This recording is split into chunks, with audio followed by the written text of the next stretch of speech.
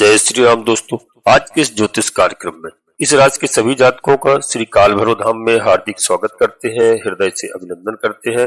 माता भद्रकाली, बाबा भैरवनाथ आप सभी के ऊपर सदैव कृपा बनाए रखें। जी हाँ दोस्तों, हम बात करते हैं ग्रह नक्षत्रों के बारे में। और दोस्तों आज विशेष करके मैं आपको बताऊंगा देवगुरु बृहस्पति के बारे में। तो दोस्तों आपको मालूम हो कि देवगुरु बृहस्पति देव 4 फरवरी को मार्गी हो चुके हैं। पहले बकरी अवस्था में चल रहे थे दोस्तों और मार्गी हो चुके हैं और अभी वृष राशि में ही रहेंगे। मित्रों वृष राशि में रहेंगे कब तक? मई तक, यानी 15 मई को प्रातः 7:04 पर मिथुन राशि में प्रवेश कर जाएंगे। वह बड़ा लंबा गोचर काल होगा और गुरु की कृपा आपको प्राप्त होने वाली है। बहुत अच्छा समय चल रहा है इस समय। फिर दोस्तों इस समय हम आपको बताएं कि अभी तक जो वृषभ राशि का पूर्ण फल आपको नहीं मिल रहा था, अब देवगुरु बृहस्पति वृषभ राशि का पूर्ण फल पूर्ण रूप से देने वाले हैं। देवगुरु बृहस्पति का गोचर काल दोस्तों, मार्गी काल आपके जीवन में कैसा रहेगा? क्योंकि 4 फरवरी से लेकर के 14 मई तक यह गोचर काल इसी स्थिति में रहेंगे और 15 मई को फिर राशि परिवर्तन करेंगे और केतु ग्रह से दृष्ट भी होंगे। जी हाँ, और देवगुरु बृहस्पति इस समय गोचर अवस्था में गोचर करते हुए आपके अष्टम भाव में गोचर करेंगे और आपके दोस्तों ये आपके षष्ठेष्ठ भी है और तृतीय भी है। देवगुरु बृहस्पति का यह गोचर काल आपके जीवन में क्या प्रभाव डालने वाला है, इससे हम दोस्तों बिल्कुल धैर्य से पूरी वीडियो को देखेंगे और समझेंगे, अंत तक देखने का प्रयास करेंगे। बहुत ही महत्वपूर्ण है दोस्तों। देवगुरु बृहस्पति का यह गोचर काल आपके जीवन में कहीं ना कहीं दोस्तों यहाँ पर अत्यधिक व्यय हो रहा था, उस व्यय को प्रभावित करेंगे। निश्चित रूप से यदि आपका अधिक खर्चा हो रहा था, आपके पास में समस्याएं थी, उसमें निश्चित रूप से कमी आने वाली है और आपको यहाँ पर रिजल्ट भी अच्छा देखने को मिलेगा। जी हाँ, थोड़ी सी दोस्तों ऐसी स्थिति बनेगी, हाँ पहले से अब स्थिति सुधरेगी। आपका यदि कोई मामला कोर्ट कचहरी में चल रहा था, कोई विवाद चल रहा था, न्यायालय में कोई मुकदमा काफी लंबे समय से जिसमें आपको सफलता प्राप्त नहीं हो रही थी, वह आपको मामले में कोर्ट कचहरी के मामले में अब जो है आपको जो सावधानियां है ना उनको आपको रखनी होगी और रखनी होगी। यदि आपका पक्ष सही है, बहुत दिन से विवादित चल रहा है, तो सब बहुत अच्छा होने वाला है, आपके लिए लाभकारी होने वाला है, यानी आपको वहां से विजय प्राप्त होने वाली है दोस्तों और जो है लाभदायक सिद्ध होगा। परंतु यदि आपका पक्ष गलत है, ऐसी स्थिति में यदि आप झूठा किसी को फंसा रहे हैं, झूठी गवाही, झूठा किसी से पैसा लेने के मामले में और दोस्तों आपने उसको फंसाया है, आप स्वयं जानते होंगे, तो वहां पर आपको असफलता मिलेगी। यानी आपका पक्ष सही है तब तो आपकी विजय 101% निश्चित रूप से तय है दोस्तों। यदि आपका पक्ष गलत है, ठीक नहीं है, तो फिर समस्या बढ़ेगी आपके लिए। और दोस्तों एक बात बताएं कि यदि आपका कोई बालक या आप स्वयं कोई तैयारी कर रहे हैं, पढ़ाई कर रहे हैं और जहां पर आपको सफलता नहीं मिल रही थी, कोई एग्जाम दिया है, कोई परीक्षा दी है, कोई इंटरव्यू दिया है, वहां पर आपको सिलेक्शन में कोई परेशानी आ रही थी, तब फिर देवगुरु बृहस्पति आपकी मदद करने वाले हैं और आपको वहां निश्चित रूप से सफलता मिलने वाली है। यानी आपको इंटरव्यू में पास होने वाले हो, उत्तीर्ण होंगे उसमें आप। यह समस्याएं आपको मतलब समस्याओं से छुटकारा, जो गलत समस्याएं हैं उनमें आप उलझ सकते हैं, यहाँ पर आपको ध्यान रखना है दोस्तों। और यदि आपको कहीं स्वास्थ्य संबंधित कोई भी समस्या थी, जैसे नींद न आना या कोई तबीयत अधिक खराब होना, कोई वैसी शारीरिक समस्याएं थी, वहां पर आपके जीवन में समस्याओं का समाधान होता हुआ यहाँ पर दिखाई दे रहा है और धन में वृद्धि होती हुई दिखाई दे रही है गुरु बृहस्पति महाराज की कृपा से और आपकी वाणी में काफी सुधार होता हुआ दिखाई दे रहा है। आपकी वाणी से लोग अब प्रभावित होंगे, आपकी वाणी लोगों को आकर्षित करेगी। जी हाँ, और गुरु की कृपा से ज्ञान युक्त आपको देखने को मिलने वाला है और आपके जीवन में देखा जाए तो बड़े महत्वपूर्ण बदलाव होंगे सुखों को लेकर के। यदि सुख की वृद्धि आप चाहते हैं तो इस समय आपके सुखों की वृद्धि होगी। घर, गाड़ी, बंगला, जो भी आप खरीदना चाहते हैं, जो भी आप व्यवस्था चाहते हैं, गुरु महाराज आपको इस समय सब कुछ दिलाने वाले हैं। प्रॉपर्टी से संबंधित आपको लाभ होते हुए दिखाई दे रहे हैं। जी हाँ, और यहाँ पर एक बात आपको और बता दें, यदि माता जी के ओर से आपको कोई समस्या थी, माता जी का स्वास्थ्य अच्छा नहीं चल रहा था, स्वास्थ्य में परेशानियां थी या अन्य समस्याएं थी, वह इस समय दूर होती हुई दिखाई दे रही है। निश्चित तौर पर आप ध्यान दीजिए दोस्तों। और देवगुरु बृहस्पति के गोचर काल से कुछ ऐसे फल आपको प्राप्त होंगे। आपको इस बात का ध्यान रखना है कि जैसे आप विदेश में कहीं कार्य कर रहे हैं, विदेश जाना चाह रहे हैं, विदेश में निवास करते हैं, तो निश्चित रूप से आपको वहां पर निवास चाहते हैं तो आपको स्थायी निवास मिल सकता है। जी हाँ। और यदि आपका कोई ग्रीन कार्ड जैसी कोई समस्याएं हैं तो दोस्तों इनकी भी नागरिकता आप प्राप्त करना चाहते हैं या लंबे समय से वहां रहना चाहते हैं विदेशों में, इससे संबंधित समस्या को लेकर के इस समय आपको उस समस्याओं का समाधान होता हुआ दिखाई दे रहा है।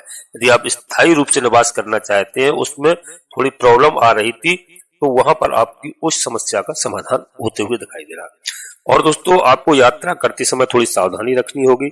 आपको यदि आप कोई रिसर्च वर्क का काम कर रहे हैं, कोई प्रॉब्लम उसमें आपको आ सकती है। रिसर्च वर्क में कोई ना कोई बाधाएं आ सकती हैं, जिससे रिसर्च वर्क कहीं ना कहीं आपका अधूरा रह सकता है या उसमें समस्याएं बढ़ सकती हैं। और साथ में दोस्तों आप एक और देखेंगे कि आप अपने जीवन में थोड़ा सा इस समय आपको भागदौड़ ज्यादा करनी पड़ सकती है, यानी मेहनत आपको अधिक करने को लग रहा है कि आपको मेहनत अधिक करना पड़ेगी ग्रह नक्षत्रों के हिसाब से। इसके बाद आपको सफलता मिलेगी। जी हाँ। शत्रुओं से आपको इस समय सावधान रहने की आवश्यकता है। शत्रुओं से आपको बिल्कुल नजर मिला के दूर से उनको रहना है और विशेष तौर से विवाद की स्थिति नहीं बनाना है और अपने स्वास्थ्य का भी आपको विशेष ध्यान रखना है। कर्ज आदि से दूरी बनाए रखें। कर्जा आपको नहीं लेना है विशेष जरूरत पर, अन्यथा आपको कर्जे से दूर रहना है और आपको समस्याएं क्योंकि इन सब चीजों में देखने को मिल सकती है। देखा जाए तो देवगुरु बृहस्पति का यह परिवर्तन काल कहीं ना कहीं आपके लिए मिला जुला रहने वाला है। कुछ आपको बेनिफिट भी, बड़े बड़े महत्वपूर्ण बेनिफिट हो सकते हैं, परंतु कुछ समस्याएं भी आपको उत्पन्न हो सकती हैं, उन्हें भी आपको ध्यान में रखना होगा। तो यह बड़े बदलाव के साथ देवगुरु बृहस्पति मई तक अब गोचर करेंगे। अब दोस्तों यहाँ उपाय के बारे में हम बताएंगे कि जिनसे आपकी समस्याओं का समाधान होगा। तो उससे पहले दोस्तों आपको कोई निर्णय लेना है, तो छोटा हो बड़ा हो, जैसा भी निर्णय हो, तो दोस्तों आपको समझ सोच करके ही निर्णय लेना पड़ेगा। जी हाँ। कुछ आपको ऐसे ऐसे लाभ होंगे या ऐसी समस्याएं होंगी, तो यह गोचर का प्रभाव है और गोचर का प्रभाव आधा ही फल देने वाला होता है। और गोचर के अलावा आपकी पर्सनल दोस्तों जो जन्म कुंडली है वो भी आधा फल देने वाली, यानी कि दोनों को जब यदि देखेंगे तो आप जन्म कुंडली का विश्लेषण अवश्य किसी योग ज्योतिषी से कराएं, क्योंकि जन्म कुंडली के आधार पर आपको पूरा फल प्राप्त होने का जो मिलेगा उसके अनुसार ही आपको मिलेगा। तो जन्म कुंडली का गोचर विश्लेषण अवश्य कराएं दोस्तों। और वीडियो में आगे बढ़ने से पहले सभी अपने जातकों से एक छोटा सा अनुरोध करते हैं कि श्री काल भैरव धाम चैनल में यदि पहली बार आए हैं तो चैनल को सब्सक्राइब अवश्य कर लें। एक छोटा सा प्यारा सा लाइक करें दोस्तों, जिससे हमारा मनोबल बढ़ता है। कमेंट्स बॉक्स में पूरी भक्तिभाव के साथ अपनी कुलदेवी को स्मरण करें मन में, अपने कुल देवता को, अपने इष्ट देवता को। इसके बाद माता भद्रकाली कृपा करो, बाबा भैरवनाथ कृपा करो, हनुमान जी महाराज कृपा करो, शनिदेव महाराज कृपा करो। जो भी देव आपको प्रिय लगे उनको मन में स्मरण करते हुए एक बार नहीं कम से कम 3 बार अवश्य लिखें। मैं विश्वास के साथ कहता हूँ कि आपकी कुलदेवी बाबा भैरवनाथ आपके सभी मनोरथ पूर्ण करेंगे। जी हाँ दोस्तों, वीडियो चंद्र राशि पर आधारित है। यदि आपको अपनी चंद्र राशि लग्न राशि मालूम नहीं है, फिर आप पिचत नाम के आधार पर वीडियो को देख करके पूरा लाभ प्राप्त करें। अपने मित्रों को, सगे संबंधियों को शेयर करें, जिससे सभी का लाभ हो, सभी का कल्याण हो। जी हाँ, तो यहाँ पर आपको सावधानियां रखना है दोस्तों, उपाय भी बताऊंगा दोस्तों। और देखना आप शनि महाराज का 29 मार्च को रात्रि के 8:15 तक इसी राशि में गोचर काल रहेगा। इसके बाद मीन राशि में प्रवेश कर जाएगी, यानी 29 मार्च से। तो दोस्तों जहां पर 13 जुलाई के रात्रि के समय लगभग 7:04 पर बकरी होंगे, जब तक के लिए शनिदेव महाराज आपको बहुत अच्छा फल देने वाले हैं, बहुत अच्छा लाभ देने वाले हैं। और दोस्तों मीन राशि में ही बकरी होंगे, तो आप 15 मई के 29 मार्च के बाद में बहुत अच्छा समय आने वाला है। और दोस्तों वहां 18 मई से यानी राहु महाराज का भी गोचर काल बदल जाएगा। राहु महाराज भी कुंभ राशि में प्रवेश कर जाएंगे और दोस्तों पूरा वर्ष कुंभ राशि में ही रहेंगे। और वहीं पर 18 मई को ही केतु महाराज भी राशि परिवर्तन करेंगे और दोस्तों राशि परिवर्तन करके केतु महाराज पूरा वर्ष फिर सिंह राशि में ही रहेंगे। तो यह परिवर्तन, बड़े बड़े परिवर्तन होंगे दोस्तों मई तक। और आपको वहां पर जो अभी हमने बताई वो सावधानी रखना है। और गुरु बृहस्पति महाराज को प्रसन्न करने के लिए आपको कौन कौन से उपाय करना है, यदि दोस्तों जो आपके लिए बहुत अच्छा रहने वाला है। तो उपाय दोस्तों, जो यदि आपने कहीं गुरु दीक्षा ली है, आपके कोई गुरु है, फिर आप अपने गुरु मंत्र का आप जाप करिए दोस्तों। और गुरुवार के दिन यदि आपसे हो जाए, या कोई भी माताएं बहनें, गुरुवार का व्रत रखना बहुत ही उत्तम होता है, जिससे गुरु महाराज प्रसन्न होते हैं। और गुरुवार के व्रत से धन धान की प्राप्ति होती है। और गुरुवार के व्रत के बारे में हमारी माताएं बहनें अधिकतर जानती हैं, व्रत भी करती हैं, कि हम लोग विष्णु भगवान का पूजन करते हैं, लक्ष्मी भगवान का पूजन करते हैं दोस्तों केले के वृक्ष के नीचे। और केले का वृक्ष बहुत ही शुभ माना जाता है। और उस दिन हम लोग पीला भोजन करते हैं, पीले वस्त्र धारण करते हैं, और विष्णु भगवान की कथा का हम लोग श्रवण करते हैं, या पढ़ते हैं, या किसी ब्राह्मण से सुनते हैं। तो दोस्तों इसका बहुत बड़ा लाभ मिलता है। और हम लोग अपनी सामर्थ्य के अनुसार दान दक्षिणा भी देते हैं, जो हमारी सामर्थ्य है गुरु बृहस्पति महाराज को प्रसन्न करने के लिए। और दोस्तों जो भी समस्याएं थी, उन समस्याओं का समाधान होगा। तो आप अपने गुरु मंत्र का दिया हुआ जाप कर सकते हैं। और बड़ों का आशीर्वाद आपको बहुत लेना चाहिए हर समय, इससे बहुत बड़ा लाभ मिलता है। और विष्णु भगवान के मंत्रों का आप जाप करिए। जी हाँ, जाप करेंगे आपको लाभ मिलेगा। और सबसे बड़ी बात दोस्तों है कि आपको धर्म पर चलना है, अधर्म का मार्ग नहीं पकड़ना है। जितना ज्यादा से ज्यादा हो सके आप धर्म मार्ग से रहिए, धर्म पर चलिए, किसी के साथ अन्याय मत करिए। अन्याय के बारे में हमें सोचना भी नहीं है। देख लीजिए आपको थोड़ी सी समस्या आएगी, लेकिन सत्य पर चलने वाले की विजय हमेशा होती है। सत्य कभी पराजित नहीं हुआ है। जी हाँ, परेशान तो हुआ है लेकिन पराजित नहीं हो सकता है। तो आपको घबराना बिल्कुल नहीं है। बच्चों में अच्छे संस्कार देना है, बच्चों को ध्यान रखना है, पढ़ाई लिखाई के बारे में ध्यान रखना है, और उनको घूमने इधर उधर जा रहे हैं तो उसके बारे में भी ध्यान रखना है। और दोस्तों परिवार के साथ अच्छा समय व्यतीत करना है, क्योंकि चिंता आपको नहीं करना है, चिंता आपकी भगवान को है। भगवान श्री कृष्ण ने गीता में साफ उपदेश दिया, साफ कहा है चिंता मत करो, किसी को मत डरो, केवल धर्म पर चलो। तो दोस्तों क्योंकि जो करता हूं मैं, तो वही सब कुछ करने वाले हैं विधाता। तो हमें अपना कर्तव्य करना है। मनुष्य योनि में जन्म लिया है तो हमें केवल धर्मार्थ अच्छे कार्यों की ओर चलना है। अच्छो जो भी हमें अच्छा कार्य लगता है, हमेशा ईश्वर की शरण में रहना है, अन्याय अधर्म के मार्ग से दूर रहना है। हमें जीवन में निश्चित रूप से सफलता प्राप्त होगी। सर्वप्रथम अपने बच्चों में संस्कार डालिए प्रातः काल उठने के।